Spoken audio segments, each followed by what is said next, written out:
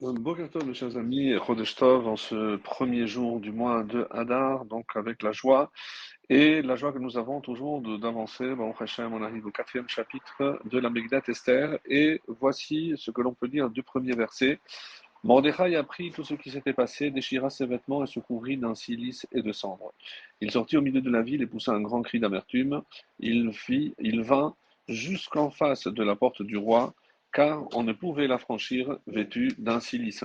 Alors, tout ceci, la question qui est posée ici par le Midrash, comment Mordechai, pardon, avait appris tout ce qui s'était passé. Alors certains disent que c'est par un rêve, et Mordechai, quand il est sorti, avant de savoir ce qui se passait, il a demandé à des enfants qui sortaient du Beth Midrash, de la maison d'études, qu'est-ce que vous avez étudié aujourd'hui, et quel est le verset qu'ils ont étudié aujourd'hui. Ils ont dit, tu ne craindras ni la frayeur soudaine, ni la tourmente qui vient sur les méchants. C'est un verset des Proverbes 3, 25. Et le deuxième enfant a dit, concevez un dessein, il échouera, ou savez tout faire. Et c'est dans Isaïe, le chapitre 8, verset 10. Et le troisième a dit, jusqu'à votre vieillesse, je resterai le même pour vous, et jusqu'à votre âge extrême, je vous porterai. Comme je l'ai fait, je continuerai à vous porter, à vous soutenir et à vous sauver. C'est aussi en Isaïe, chapitre 46, le verset 4. Et donc, Mordechai s'est réconforté. Et quand ils ont croisé Haman, il leur a demandé, mais pourquoi ils se réjouissaient et Mordechai a répondu, parce qu'ils m'ont annoncé une bonne nouvelle, je n'ai aucun souci à me faire, ni à cause de toi, ni à cause de tes décrets. Alors, on dit que Haman est entré dans une violente colère et en promettant que d'abord il frapperait ses enfants et ensuite Mordechai. Alors, par la suite, et c'est ce qui est rapporté dans le Midrash de Esther Rabbah, et il fallait savoir ce qui se passait en haut, et c'est ce qui nous est raconté, parce que le seul remède au fait contre un tel malheur, c'était évidemment la Teshuvah, et Mordechai l'avait bien compris, et c'est pour ça que Haman avait conseillé au roi de laisser entière liberté lors de ce banquet, et c'est pour ça que les Juifs avaient bu, avaient mangé comme on l'avait vu, et l'ange protecteur d'Amalek, Samakel, s'est présenté à ce moment-là devant Akadosh Baruch Hu, pour lui dire jusqu'à quand resteras-tu attaché à ces Juifs? Tu vois bien, le cœur et la foi sont loin de toi. Pourquoi ne pas les anéantir? Et regarde, qui va étudier la Torah que tu as donnée du Sinaï? Et il a répondu, les anges du ciel l'accomplissent déjà, est-ce que ça ne suffit pas? Alors pourquoi je continuerai à aimer un peuple pour qui j'ai fait tant de miracles et qui lui voulait du mal?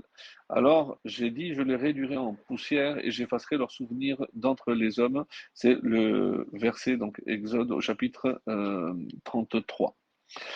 Pardon, non, c'est Deutéronome, donc Devarim 32, 26. Et il a ajouté en direction de l'ange Samakel, va me chercher un rouleau pour graver donc ce décret d'extermination. Et pendant que donc au tribunal d'en haut, la miséricorde, qui est le défenseur d'Israël, et il y avait Midat Hadin, la justice, son accusateur, et Hachem attendait qu'il vint quelqu'un pour prendre la défense du peuple juif, mais personne ne se présentait. À ce moment-là, donc on dit que le prophète Eliyahu Navi, eh ben, il s'est précipité vers les patriarches pour leur dire jusqu'à quand vous allez rester endormis alors que vos enfants sont en danger. La Torah et toutes les armées célestes sont en pleurs et vous, vous restez impassibles. Alors, pour quelle raison ce malheur arrive-t-il subitement? Et parce qu'ils ont répondu, et à mon avis, parce que Israël a péché en participant au banquet d'Assyrus et sa destruction et la disparition ont été décrétées. Alors, si ils ont transgressé et que le décret est déjà scellé, qu'est-ce que nous pouvons faire? Et c'est pour ça que Eliaou s'est tourné vers Moshe Rabbeinu en disant, berger fidèle, combien de fois toi tu t'es présenté pour justement détourner la colère de Dieu, et est-ce que tu vas rester indifférent? Et donc c'est pour ça que il a insisté sur le fait que comme il était décédé un 7 Adar, et Haman pensait qu'il n'avait plus de protection de la part de Mordechai, et c'est pour ça qu'il faut que tu leur prouves que tu es vivant. Et de plus, Moshe avait commencé par l'élimination de Amalek et il a dit il existe un juste en bas dont le nom est Mordechai. Alors Moshe lui a dit va lui dire de se mettre en prière, lui de son endroit et moi du mien, et comme ça on arrivera à faire annuler le décret.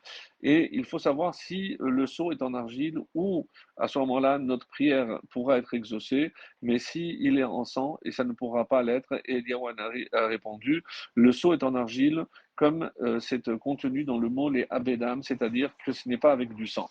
Donc Mordechai a compris tout ce qui s'était passé au ciel avec la Torah, les malachim, le soleil, la lune, tout ce qui sont venus se lamenter devant Akadosh Baruch Hu, et c'est pour ça que Mordechai a su ce qui se passait, à savoir le fait qu'il y avait deux lettres et que dans la deuxième, il était question d'anéantir, tuer et faire périr tous les Juifs. Donc Mordechai a déchiré ses vêtements et il a déduit que s'il arrivait cela, ce n'était pas uniquement à cause de la participation à la fête, mais aussi à cause de la vente de Yosef, parce que ses frères qui avaient aussi eu au milieu d'un repas, et cette vente avait causé une telle douleur à Yaakov que lui aussi, Yaakov avait déchiré ses vêtements, et c'est pour ça que lui, Mordechai aussi a déchiré sa chemise et on dit qu'il portait toujours un cilice en signe de deuil depuis la destruction de Jérusalem et il a rajouté un deuxième cilice et c'est Mordechai, donc, il voulait également rappeler le mérite de Abraham au temps de Nimrod, qui a risqué sa vie quand il s'est jeté dans la fournaise ardente. Il a voulu aussi le mérite du sacrifice de Yitzhak et celui de Yaakov, qui portait aussi un cilice donc, et ainsi que le mérite de Moshe. Donc, il a incité tout le peuple à faire Teshuvah, et donc tout le peuple s'est mis en prière pour comprendre que c'était quelque chose de très grave, et ils ont sorti le Aaron aux portes de Shushan, la ville, ils ont enveloppé le Sefer Torah d'un cilice, et ils ont lu, d'après le Midrash, la paracha du 9 Av. Alors, et Mordechai s'est adressé à toute la communauté en les incitant, écoutez mes frères, toutes les portes se sont fermées, mais pas celles des larmes, donc tout le monde doit pleurer pour que Hachem réussisse à annuler le décret qui est inscrit également dans le ciel. Et c'est pour ça que comme il était habillé de silice, il ne pouvait pas rentrer dans le palais, il est resté à l'extérieur. Le verset 3, dans chaque province, partout où parvenait l'ordre du roi et son édit, c'était un grand deuil pour les Juifs, avec jeûne, pleurs et lamentations, beaucoup s'étendirent sur un cilice et sur la cendre, et il a demandé donc à tous les Juifs de faire pareil.